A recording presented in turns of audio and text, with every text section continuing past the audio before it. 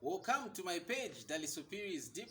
I've been marketing this page for the last 2 weeks. I've been off Facebook for the longest time, and I think I only came back on the 8th of October on my birthday, and most of you celebrated my birthday. I was very excited about that. One of the reasons why I established this page, Dali Superi is Deep, is basically to have conversations with you regarding business development. You recognize that I'm passionate for business. I talk about business every day on my other page, my personal page. And in most cases, for those ones that know me, we normally get to have these conversations from time to time. And I'm glad some of you have actually called me, have texted me to ask for certain information, to ask for advice, and we've been able to have those conversations. And I'm very excited about that. So I'm happy that you've come to my page, and I'd only ask that you can share this page to as many people as possible so that they can also have an opportunity to watch this video. I run a company called Deep Innovate. I've talked about it the last 1 week. Deep Innovate is a company that I founded 2 years ago officially. We basically deal in business development, but I'm concerned with 4 areas of business development. One of them is social media marketing and development. There's sales process development, there's customer service management, and the last one being financial systems development. So you recognize that for a business to get to grow, these are some of the most important aspects of a business in terms of growth. So today, I have a wonderful person. Most of you know him, you've heard about him. He's one of the most popular people we have in the country. He's very prominent, and he goes by the name of Galamukani. Galamukani, good to have you on the program. My pleasure. That is for you anything. When I was telling him about this program, that was last week, to say we can have a conversation on business development, but with a bias towards sales. He was very excited about this, and I thought we could have this video recorded onto this page for the sake of you who are following, to be able to understand some of the important aspects of growing a business. And I think as you checked out the last few days, we talked about growing brands, and you may love to know that Galamukani has been a brand that has been in existence for the last 17 years, since 2003. He has managed to grow it to leaps and bounds. He has consulted for so many companies such as the UNDP, the American Embassy, Bank of Zambia, World Health Organization, if not mistaken, other small businesses that we have in the country, so many banks such as Stanbic Bank, Standard Chartered Bank, and the list is endless. The list is endless. I can't even talk about the number of companies that Galamukani has consulted for. It's always something that is exciting to have you here. As usual. And when you say one of the things that we'd like to do in your business consultation is Yep. social media management, Exactly. I can remain the only person that you are running with because I have tasted the pudding. Wow. Like they say, it's in the eating of the pudding that you can give a comment. Exactly. And I have seen what you're doing Okay. for me. Uh-huh. I am not completely very social media oriented, but you've done a fantastic job with my page. I've disappointed you sometimes, many times, but I think I'm definitely going to improve. It's always nice to have those conversations. I'm still wondering on the disappointment aspect of it. I can't even remember. There you go again, winning some more. Great. Yeah. Okay. Galamukani, your brand, Yeah. you as an individual, Mm. your original names are Felix Banda. Mm. You became Galamukani. You established a company, Galamukani Consult, in the process. A name that I think a lot of organizations in Zambia and beyond relate to. So when they think of team building, executive coaching, organizational development, mentorship, they run to you. What's been the secret? We're talking of growing brands today. What has been the secret in terms of growing the Galamukani brand, as it were? Okay. One of the things when I play backwards, I just found myself doing these things every day, and before I realized it, I read the books. I was called a brand. I looked around how the demand for my services and presence in some situations was growing, and and I found that the name they use for that is branding. So I did not set out a strategy to grow the brand. But when I play backwards, there are a number of things I have been able to do accidentally that are very essential in growing one's brand. And one of the things is to bend backwards. Every time, each time, I have an opportunity to help an organization, to help an individual to do something, unless otherwise, I'll give it my best shot. So when I fail you, I'm failing you at my best output. And for me, brand growth is just that consistency with what it is that you are doing, whatever it is that you have promised the community you are going to do. When you are consistent, people are going to follow you through and utilize your service or use your product. That's why you find we have big companies in this country, such as trade kings. They are kings indeed. They don't need the advert in inverted commas, but the most advertised on most of these radio stations and television stations. Why are they doing that? Consistency, and so that the visibility can always be there and people can identify with that. So when I started off with motivational speaking, I spoke with a passion. I tried as much as I could to live and to leave the talk. So you will not find me talking about develop assets, and I'm not developing assets. You will not find me talking about improve your saving culture, and I am not improving my saving culture. I tried as much as possible to live consistent, which is integrity, between my claims and how I worked. Awesome. One of the key ways that I pinpoint from your explanation is consistency.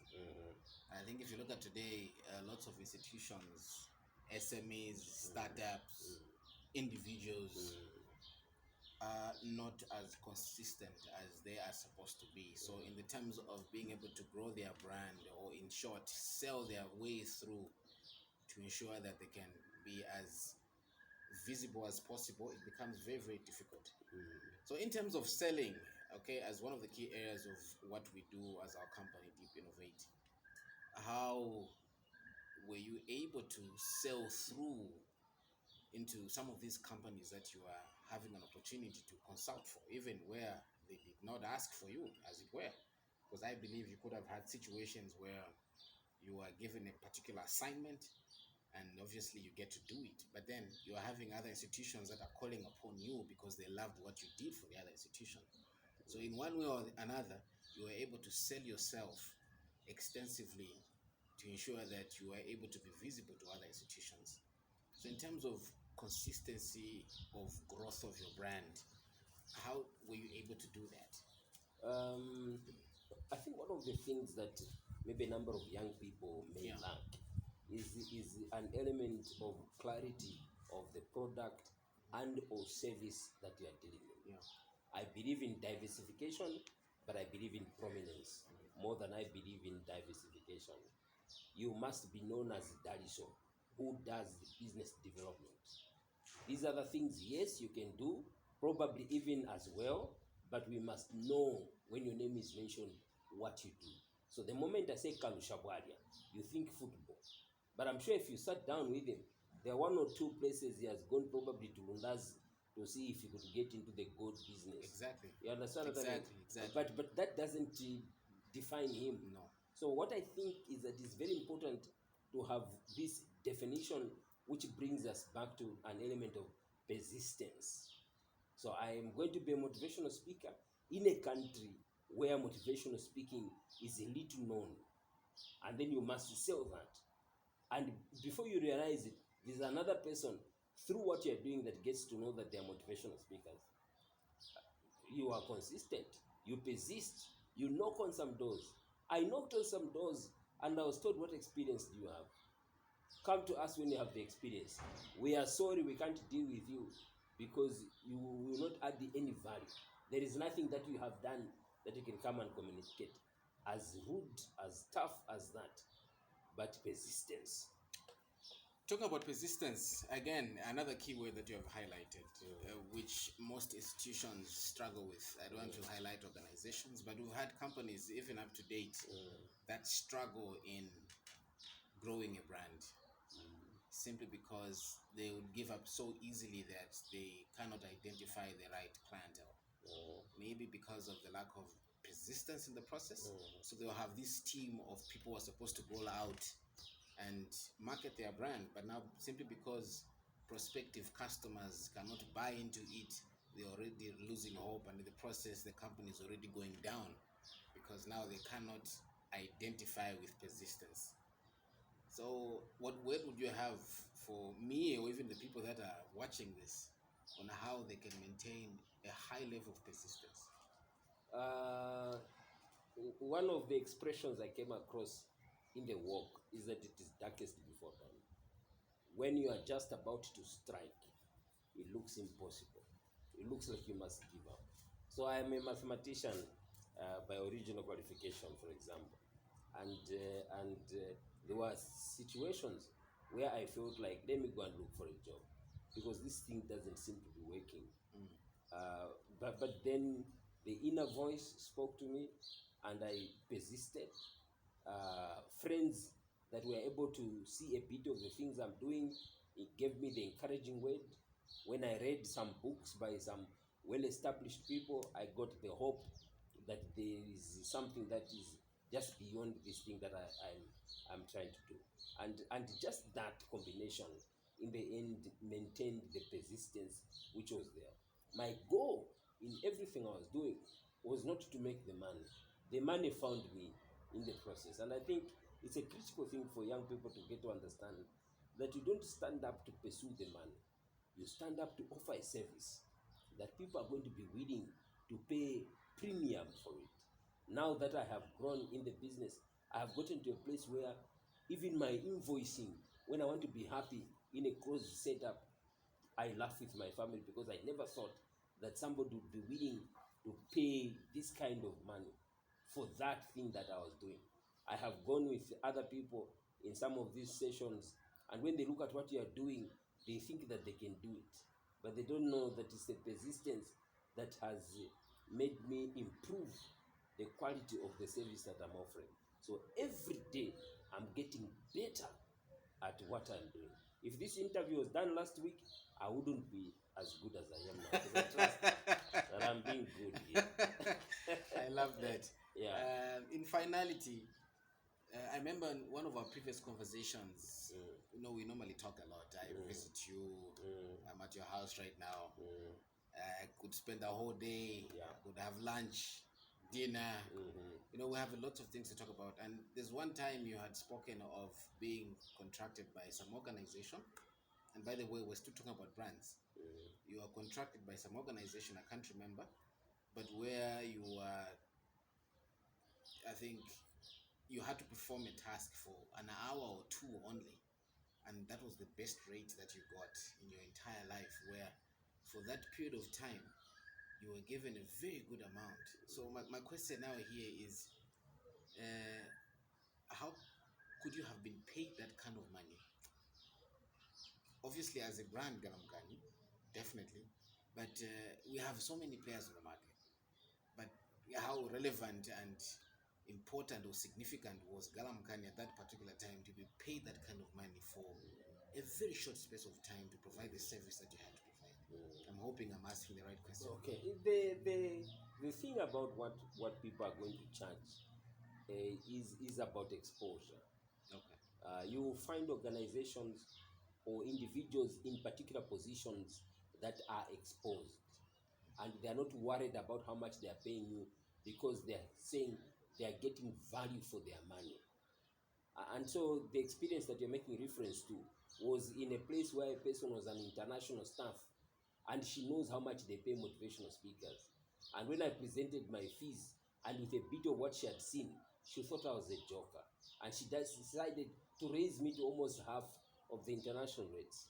What our friends just across in South Africa charge per hour of presentation is not what most people here would accept. They will invite you at a conference Yeah. and pay you peanuts. Even when they are budgeting and thinking through, they are saying a motivational speaker must come, or an artist must come, or this person must come and give a business talk in line with this. They even make a provision, 10,000 kwacha for the speaker, or inclusive. So in the 10,000 kwacha, you are going to lunch, accommodation. They'll give you lunch accommodation, but you have to drive yourself to say Livingstone or Siavonga. You understand what I mean? Yeah. When in actual fact that is only $500. Exactly. So what is that? When our friends will charge $10,000. Yeah, I've actually seen that. You understand what I mean? And when you go to the US, for example, a motivational speaker of my caliber in terms of country rating cannot get the joke that I get back home. But what happens in the process is the persistence thing that we talked about. In the process, you get to find other people that appreciate that. But even you yourself, you begin to get to a level where you understand you can't split yourself. And sometimes the competitive edge you have is the price. I'm very good at what I do. When I speak to organizations, when I take organizations through an OD process, when I do whatever it is, there's tangible change that they're going to see. And this is by starting value, by country orientation. So if the motivational speaker in the country is paid 10,000, I'm pegging myself at 20, because you will hire me anyway, because these are the things I do. Cheap is expensive. Exactly. So if you want to experiment with low price, go ahead. There are other people when they offer me fees that don't make sense. I can do something for free, but I must decide I'm the one who is doing it for free. So you don't decide on my behalf that this so is can we pay you 5,000? No. But I can do.